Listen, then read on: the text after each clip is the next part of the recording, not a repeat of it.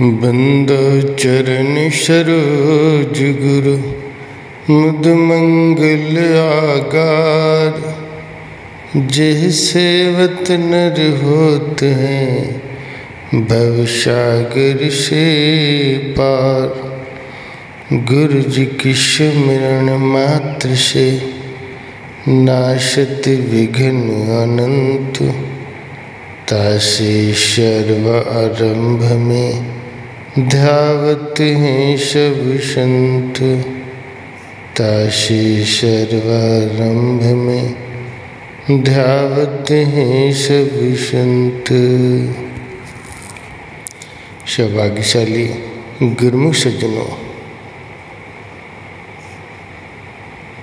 मनुष्य का मन जीवात्मा का सबसे बड़ा दुश्मन है। ये मायावी पदार्थों का इच्छुक और माया से मिला हुआ है।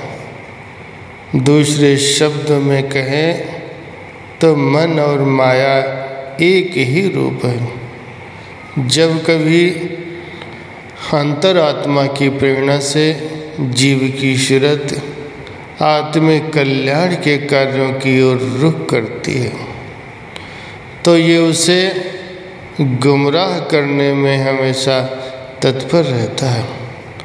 आत्मा चूँकि शुद्ध चेतन और निर्मल है, उसे मायावी मलिनता प्रिय नहीं है। उसकी ये मांग रहती है कि जीव अपने आप को पहचाने और आवागमन के चक्र से छुटकारा प्राप्त करे। ये मन भूत समान है, दौड़े दांत पसार। बांस गाड़ उतरे चढ़े, सब बल जावे हार। मन के मते न चालिए, मन पक्का यमदूत। ले डूबे दरियाओं में, जाए हाथ से छूट। मन को मार मैदान कर, टोए डिब्बे ढा। आगे मूल न आवसी, दोजख संधि भा। मन बड़ा शैतान है, आदम का दुश्मने जान है। मर्द वो इंसान है, मन बस किया हर आन है। गुरुमुखों, ये मन ऐसा दुष्ट है कि जीव को उस ओर जाने ही नहीं देता।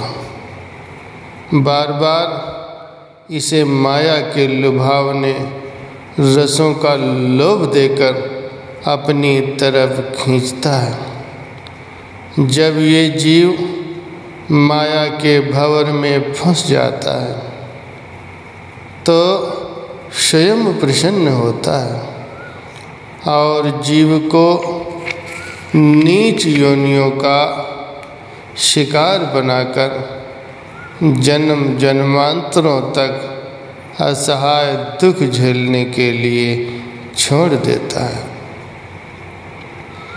अब इस मन को बस में करने का उपाय भी अति आवश्यक है। जीव अपनी अंतरात्मा की आवाज़ को सुने और इसको बस में करने वाली प्रबल शक्ति का आश्रय ले। वो प्रबल शक्ति है संत महापुरुषों का सत्संग और सद्गुरु के शब्द की कमाई। संत महापुरुषों के सत्संग से सुरति भजन ध्यान में लगती है। जब मन इसमें रुकावट डाले तो सद्गुरु के नाम के अंकुश से उसे दूर करें। इस प्रकार के अभ्यास से एक दिन उसे भजन में रस आने लगेगा और श्रुति अंतरात्मा के दिव्य प्रकाश को देखने के लिए उत्सुक हो जाएगी। करत करत अभ्यास के जड़मति होत सुजान, रसरी आवत जात है शिल पर पड़त निशान। इस प्रकार जब श्रुति को भजन में रस आने लगता है तो धीरे धीरे मन का जोर कम होता जाता है, यानी जब मन बस में आ जाएगा तो फिर यही भक्ति में सहायक हो जाएगा। वास्तव में मन को बस में करने तथा आत्मा से मैत्री करने का केवल एकमात्र साधन यही है कि संत महापुरुषों का सत्संग और उनके द्वारा बताई गई भजन अभ्यास की युक्ति का नित्य प्रति अभ्यास करना। वास्तव में उसी मनुष्य का ही इस दुर्लभ देह अर्थात मानव जनों को प्राप्त करना सफल हुआ है, जिसने मन को अपने बस में कर लिया है और आवागमन के चक्र से मुक्ति प्राप्त कर ली है। एक बूढ़ा आदमी एक महात्मा जी के सत्संग में गया। सत्संग सुना, फिर जार जार रोने लगा। लोगों ने रोने का कारण पूछा, मगर वह कुछ बोला नहीं, बल्कि और जोर से रोने लगा। आखिरकार महात्मा जी ने पूछ ही लिया कि भाई इस रोने का क्या कारण है।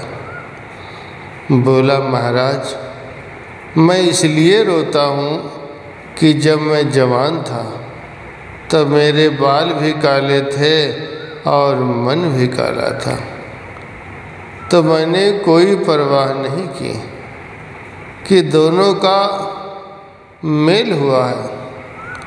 मगर अब देखता हूँ कि बाल सफ़ेद हो गए हैं और मन वैसे के वैसे काला है।